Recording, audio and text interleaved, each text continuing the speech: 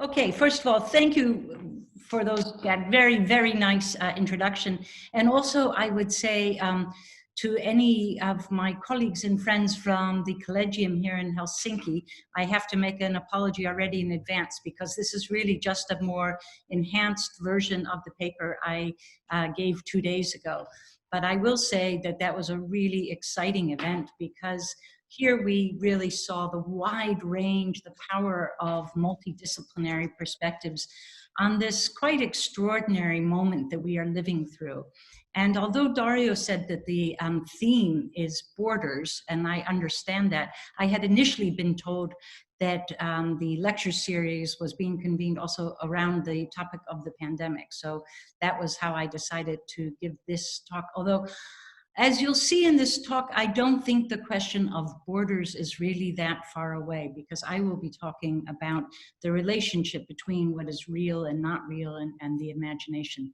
And my goal here is to talk for no more than 40 minutes, ideally quite a bit less, because by far the most interesting part of these exchanges from my point of view is the discussion, especially in this current context where I'm sitting completely by myself in a room basically talking to myself. So I look forward to us talking together.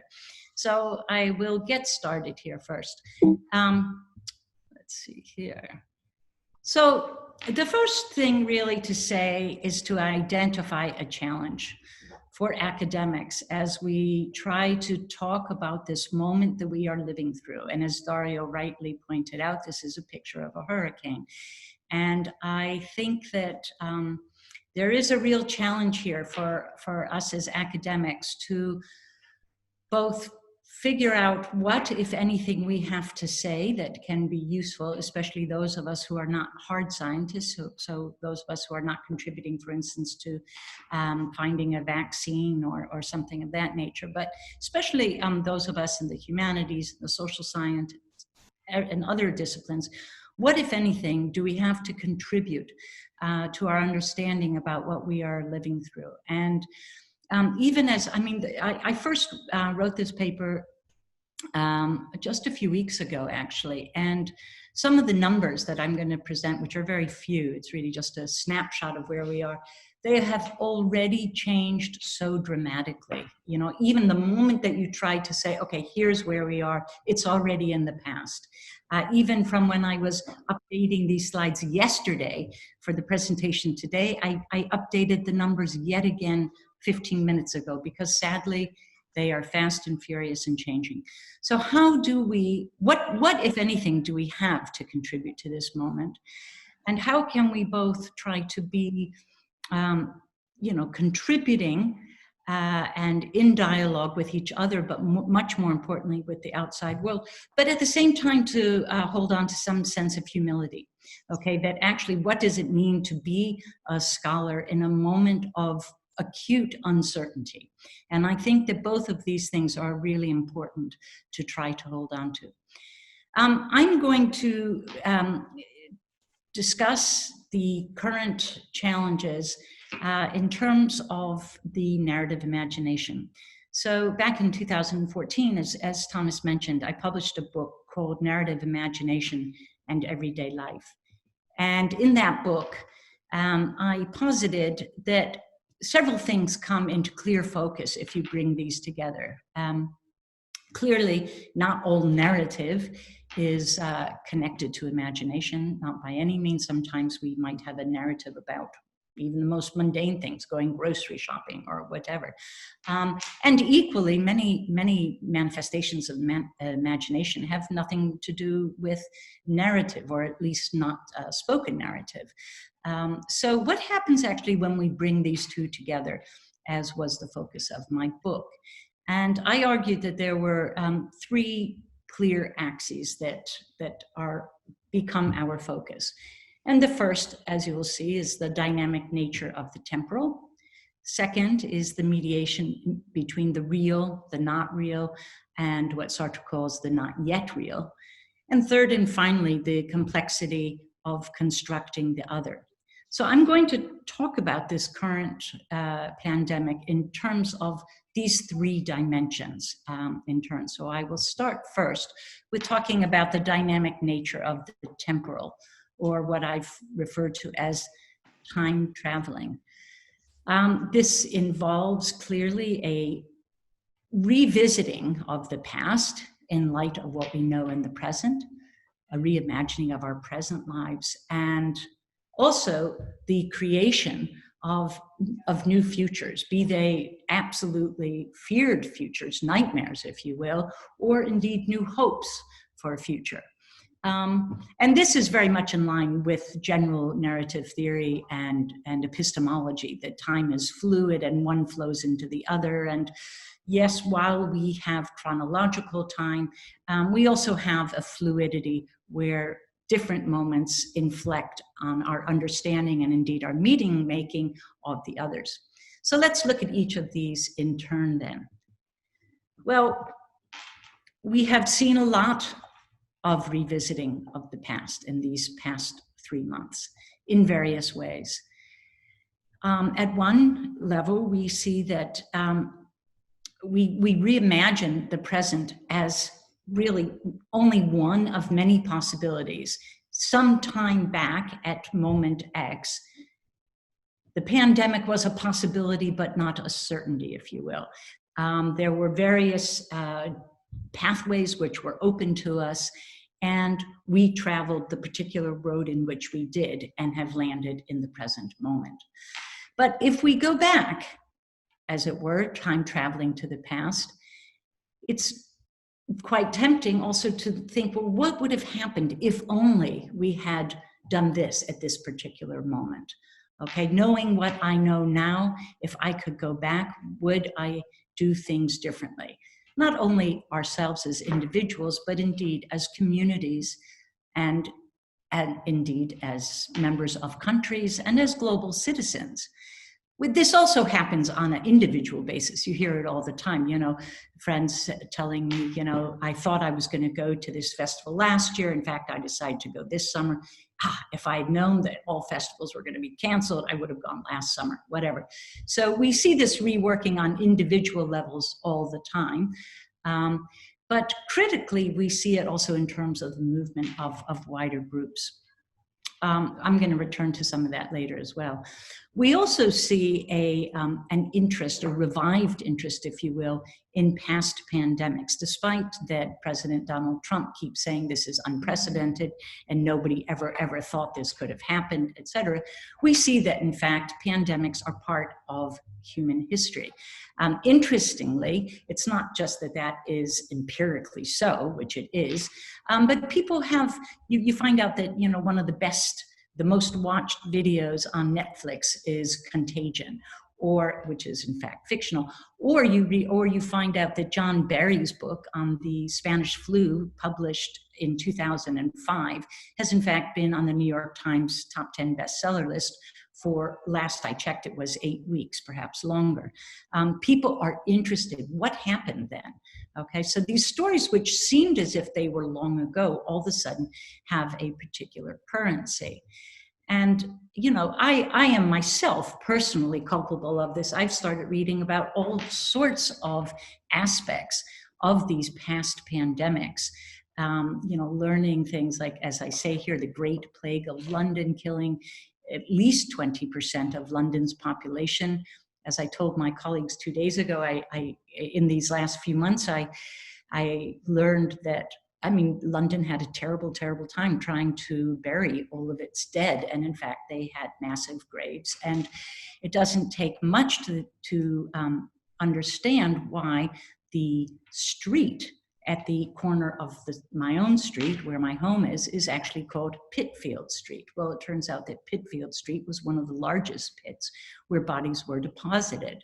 And this kind of thing becomes talked about in a much, much more everyday manner now. So the past, we revisit the past in light of our current interests. But we also have to reimagine our present lives. A lot of people have talked about the current moment as one of crisis, not only a global crisis, which surely it is, and not only an economic crisis, which it is most likely to be, but also a personal crisis, a crisis of our everyday lives. The things that we had once thought we could count on as our habituated practices, going out into the world and shopping and getting our hair cut, or meeting someone and shaking hands, or giving someone you like a hug or an embrace. Indeed, standing next to someone. All those things of the once every day are no longer. And we have to readjust who we are in these new present lives. People refer to, quote, the new normal. And indeed, for a lot of people, probably really for all of us, as I say here, this is not the imagined future we thought we were moving towards.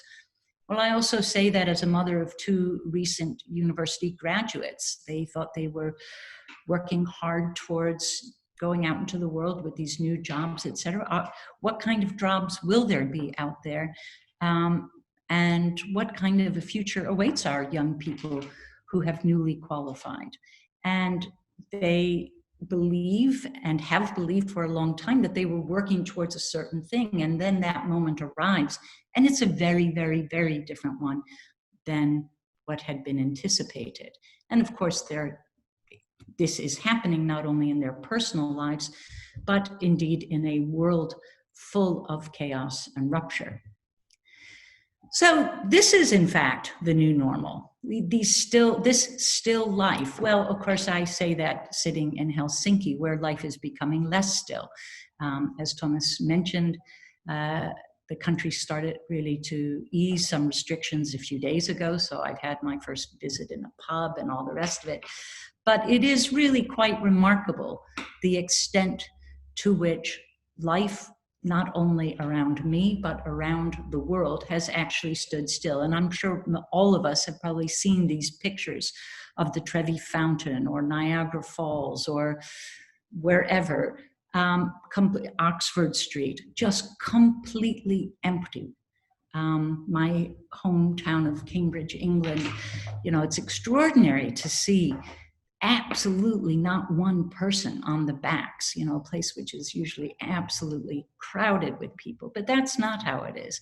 This is how it is. I don't know if you saw Spike Lee's recent, very, very short video, what he calls a love letter to New York City, but it really brought tears to my eyes. It is just the most beautiful and moving and deeply touching rendition of New York City. It's not this city that never sleeps, it's sleeping. And so this is the new present. And yet we find that people do all sorts of creative and unexpected things, even in these contrived conditions. So this was one of my own favorite moments in the Alone Together concert that Lady Gaga put together. And yes, I probably show my age by saying that I did and do still love the Rolling Stones, and was I moved by watching the four of them perform You Can't Always Get What You Want from their homes. Even Charlie Watts, who found himself at home without his drum set, nonetheless pretended as if he was playing them. Yes, you can't always get what you want, but this current moment has been for many people also one where different kinds of creativity have been realized. Well, what about the future? Well, as Rebecca Solnit says, we're being asked to find another version of who we are. We need to equip ourselves for an unanticipated world. And part of the profound question that we have to ask ourselves is really, well, who am I in this new present world in relation to the person I would like to be? The plans that I had in place are not necessarily ones which I can still follow. So what happens to me now? We also might ask ourselves, well, what does this current moment mean for my own identity? What kind of person will I later want to look back on and think, yes, this is how I behaved during this pandemic. This is how I served other people or was in company with other people, even when I could not be physically with them or whatever. And they knew, feared, and hoped for futures also include perhaps new impossibilities. I have here a picture of a festival, music festival, something I myself love. I love going to music festivals. Will we ever do that again? I mean, yeah, hopefully, but when? That picture looks to me as it is of a very, very different time. Well, indeed it is.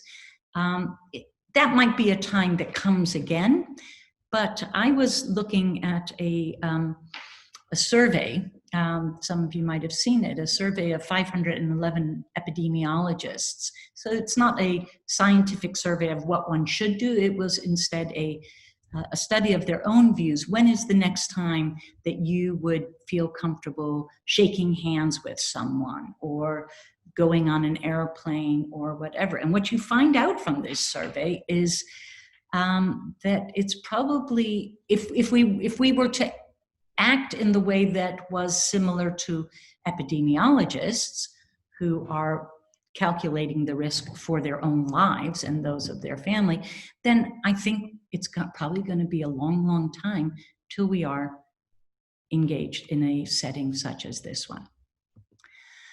Okay, second axis is that between mediating between the real, the not real, and, as I said, what Sartre calls the not yet real. Well, what is the real? As I said, updating these slides for this talk, I really almost felt like crying because I gave a version of this talk 2 weeks ago, and that top pointer there, that top bullet point, said that that day there had just become 5 million cases. So in that short time, we have almost 3.5 million new cases. And tomorrow we may well, have more than 8.5 million cases. We have more than 450,000 officially recorded deaths. Of course, we know that is a very serious underestimation. It's only those ones which have been recorded in hospitals, etc. All sorts of current reals. So there's no vaccine, there's a shortage of testing, shortage of PPE, skyrocketing unemployment, etc. I'm going to talk about the United States for quite a while. Not only is it the country of my birth, but it also offers quite an unfortunate and dramatic illustration of the points I wish to raise. So what the United States, in terms of the, quote, real, is that it has, with 5% of the world's population, the US has 33% of the world's cases of the virus. One of a US citizen dying every 49 seconds. I have to say that is also outdated. It's a lot, they are dying a lot more now. But there are other realities which are also of the current moment. So we have seen an extension of trade union activism and workers' rights, an extension of benefits. For instance, in places such as Amazon, where workers protested that they were being forced to risk their own health and safety so that they could provide non-urgent items for customers. And there was a lot of very effective political organizing around that, and ultimately that changed. Around the world, we've seen not necessarily large scale, but nonetheless significant instances of early release of short-term prisoners.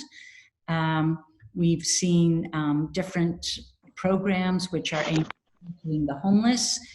Okay, so sheltering the homeless, there's been a number of programs we've seen throughout the world in large cities such as Los Angeles, which sadly has one of the world's largest homeless populations, Los Angeles, London, Tokyo, Paris, and other places as well, whereby hotels have been temporarily used as places to offer shelter to homeless people.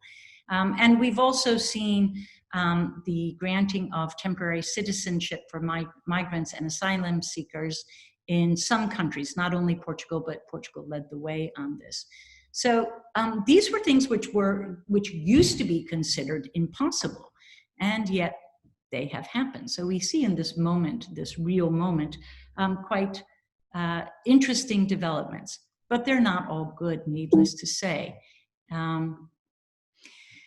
As we know, this current moment has also seen a very, very serious rollback on human rights in many, many, many countries.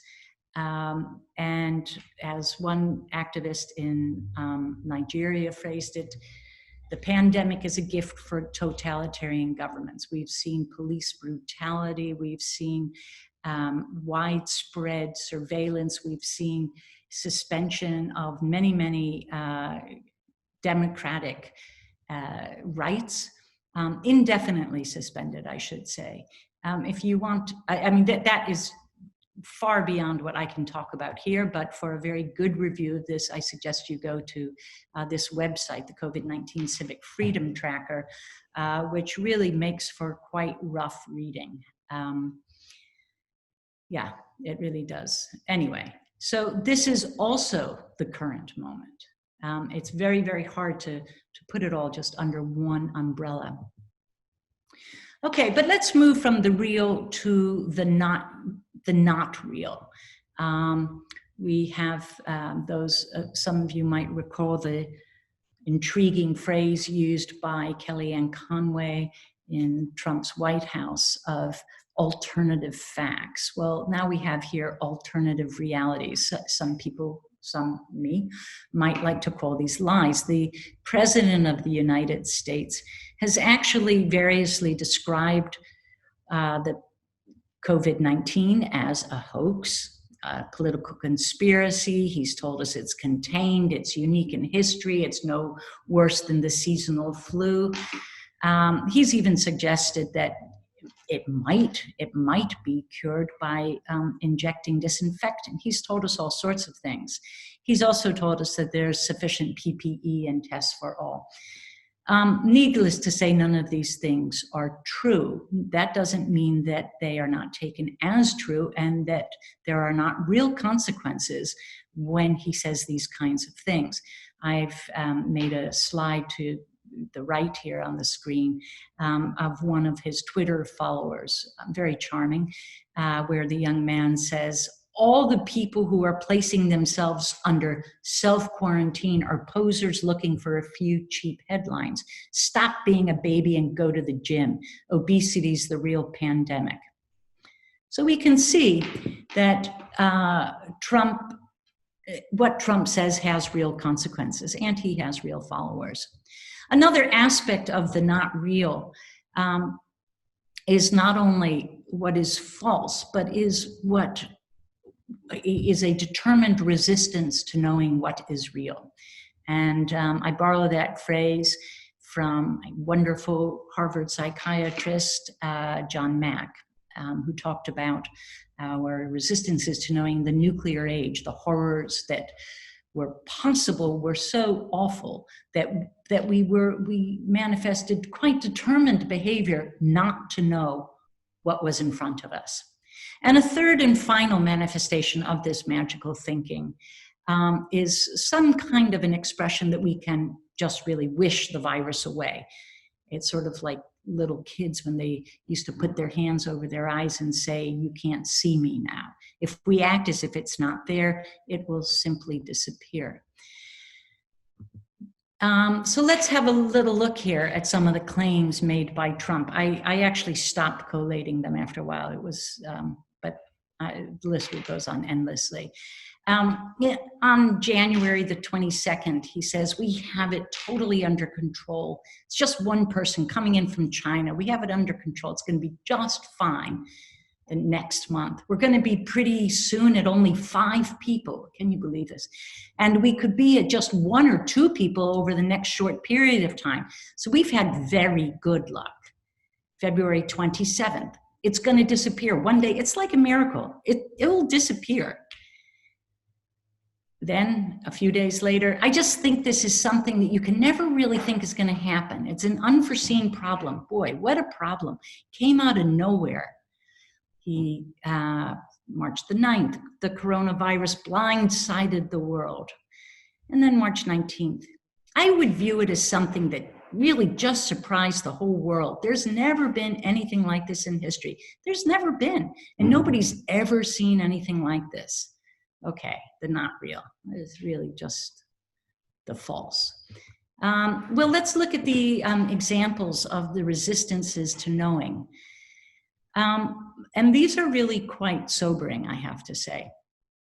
Not only did the Obama White House do as they were by law required to do, which is to walk the new administration through a pandemic training program as the turnover between the administrations.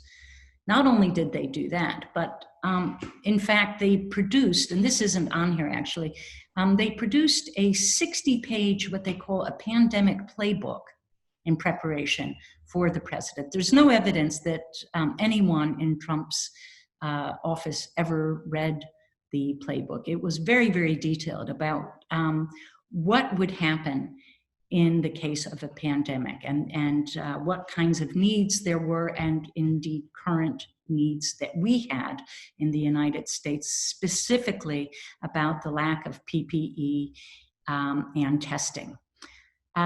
As I say, there is no evidence whatsoever that that was ever read. Okay, now we jump forward. We go to 2018, 1 year into the Trump administration.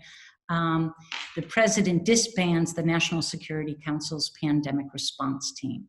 He actually, ironically, did this, I think it was the day before the 100th anniversary of the acknowledgement of the Spanish flu. And Luciana Borio, who was the director for medical and biodefense preparedness at the NSC, said at that acknowledgement of the Spanish flu that currently, that is to say, in March 2018, the threat of a pandemic flu is the #1 health security concern, okay? She went further, I believe, and actually said it's not a possibility, it is a certainty that it will happen. Well, between January and August 2019, there was a simulated exercise by the Department of Health and Human Services, which was called the Crimson Contagion. And this report was delivered to the White House in October of last year, 2019. And this report described the federal government as, quote, underfunded, underprepared, uncoordinated for a life or death battle with a virus for which no treatment existed. Okay, that's a pretty clear statement. The following month, while many of us, including myself, were celebrating Thanksgiving in our homes in the last week of November, that very same week, the White House was made aware of the contagion in China's Wuhan region by the National Center for Medical Intelligence. So there were reports of a marked increase in activity around hospitals in the Wuhan region. And based on this and wire and computer intercepts, coupled with these satellite images, analysts told the White House that that Wuhan could be experiencing a, quote, cataclysmic event. Then in early January to February, the White House received no fewer than 12 intelligence briefings warning of the threat of a pandemic. Finally, on February the 27th, the Senate Intelligence Committee stated that the virus is probably more akin to the 1918 pandemic. So here we see the enormity of Trump's resistances to knowing. The evidence was there. It wasn't only there once or twice, it was repeatedly It was repeatedly put in front of him, and he repeatedly turned away. Again, I think we can say that perhaps he did this with the idea that if you could act as if it wasn't happening, maybe people would think it wasn't. And you will not have missed some of his wonderful self-assessments of the effectiveness of his policy, despite the numbers that I told you just a moment ago. He says that the United States treatment of the pandemic is, quote, a great success. When he was asked to rate his handling of the disease, he said, well, we did a spectacular job. I'd rate it a 10. Again, we've done a great job. Then on May the 5th, we're opening up our country again. A very, very controversial move, as we know. This is what we're doing. And I'll tell you, the whole world is excited watching us because we're leading the world. By this time, we really were leading the world, but in nothing like a way that anyone else would like to emulate. We were the case study of what could happen if you pretended the pandemic wasn't real. The following day, he made the crass statement, for those people that have lost someone, nothing can ever happen that's going to replace that. But from an economic standpoint, purely an economic standpoint, I think next year is potentially going to be one of the best years we've ever had.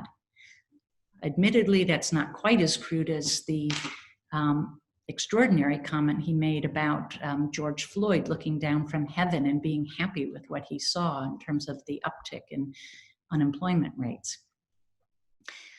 On May the 11th, he then says, all throughout the country, the numbers are coming down rapidly. This was about the time that we passed the 100,000 case mark.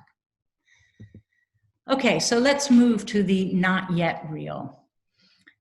This is the place where we look at what are both possible and probable futures and think what could happen to us in this new present moment. So as we know, the pandemic has produced a lot of framing of conversations as countries sitting in relation to each other in terms of who got the virus first and where we can look to try to anticipate what is coming around the bend for us. And so there has been a lot of this. We can see that, you know,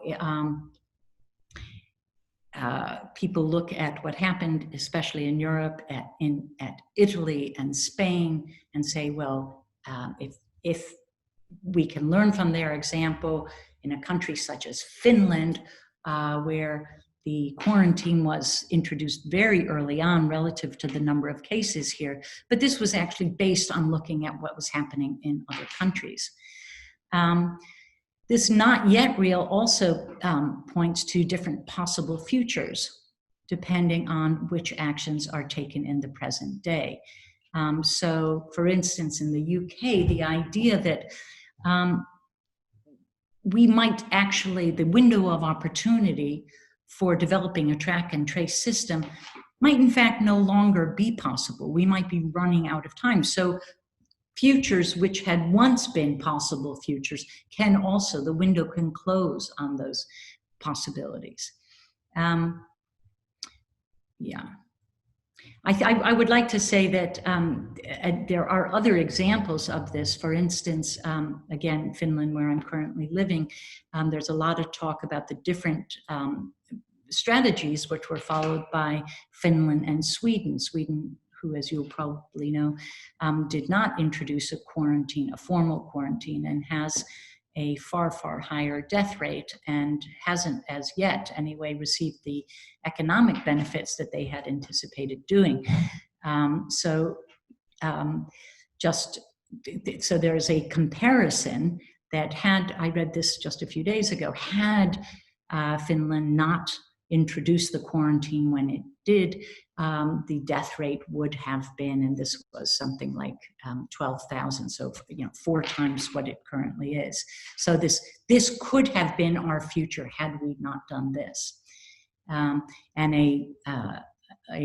another example is in the UK, where Neil Ferguson, the once leading scientific advisor of the government, who then was made to step down for breaking conditions of the quarantine, Neil Ferguson said a few days ago that if the government had in fact introduced quarantine when other European countries did, we would have seen less than half of the current deaths which we have, which have now, as you might know, exceed 40,000. So really, really way out ahead in front of other European countries. So had we done this, we would have had a different present. Okay, so then again, anticipating what are future actions. Okay, the third and final dimension that comes into view when we bring together narrative and imagination is this challenge of reconstructing the other. And for many in the global north, and for people generally of privilege, the 1%, we've never really had to confront ourselves as really being vulnerable to pandemics, to disease at this nature. We have regarded things like Ebola and SARS and MERS and indeed cholera and all sorts of other things as, yes, sad, but somebody else's story, not ours. And all of a sudden, the pandemic actually makes us revisit this view. Actually, even Prince Charles, even Boris Johnson can actually be vulnerable. Well, this has actually also led to a sort of mantra that we're all in this together. But that, of course, has also come under criticism because we're not really all in this together equally. We know that the pandemic has disproportionately affected certain sectors of the population for all sorts of reasons. So it's a rather complicated coming to see likeness with the other. Still, we know that the pandemic is not unimaginable for everyone. Many people around the world have already experienced things like this. And indeed, I heard one Kashmiri man saying, well, we know about lockdown. We've been in lockdown since the autumn, so this isn't new for us, okay? Another other who we confront in this time is indeed ourselves, the selves we once were, the selves we were before the pandemic, before our sense of stability and certainty and marching step by step towards a predictable future, before all that was shattered. So, as I mentioned earlier, this is also a psychological challenge for us. The current pandemic has demonstrated most dramatically a global interconnectedness. I want to say like it or not. The theme of these seminars is that of borders, but in fact, the pandemic really shows that how very artificial these borders are. And there's many, many reasons why we should worry about other people who have become infected in faraway countries, but not least because, as Samantha Power said, we are only as well as the very sickest among us on this globe in terms of this virus.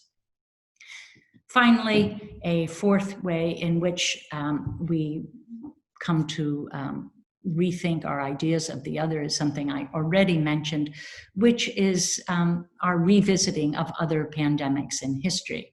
All of a sudden, they don't seem to be quite so long ago and far away.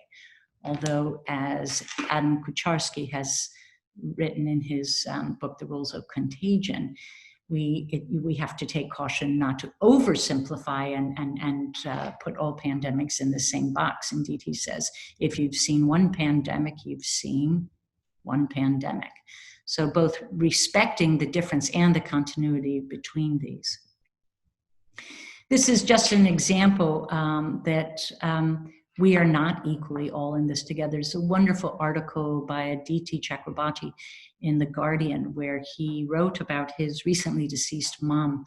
And he says, he talks about her journey to the UK. And he says, they were plunged close to poverty, then saw their family land in East Bengal disappear after partition. Even now, as our world is turned upside down, it is worth remembering that some among us have lived through far worse. So this is not the most challenging experience for everyone who is living through this pandemic. So the challenge before us, as my slide here says, is to reimagine a new future. And here I'm going to draw on this slide and the next on the work of Rebecca Solnit. She talks about us as being in a moment of a crossroads. One of our main tasks now is to understand this moment, what it might require of us, what it might make possible. There's no going back to normal. The future will not, in crucial ways, be anything like the past.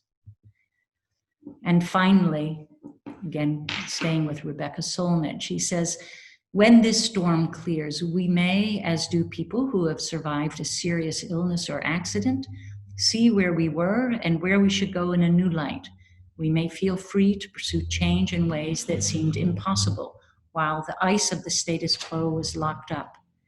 We may have a profoundly different sense of ourselves, our communities, our systems of production, and our future. And so I would like to conclude simply by saying that the hope for our future really depends upon a rethinking of our past. So thank you very much.